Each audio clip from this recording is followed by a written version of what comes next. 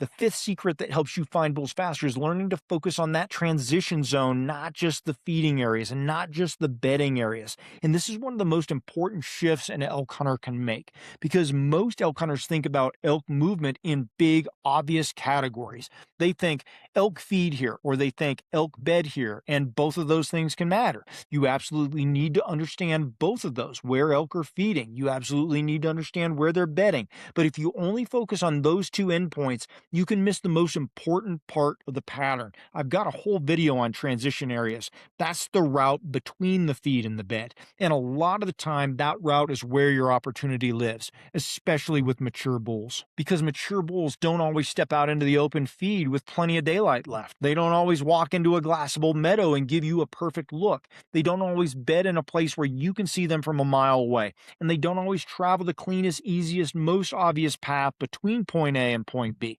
They move through terrain that helps them stay alive. That is the transition zone.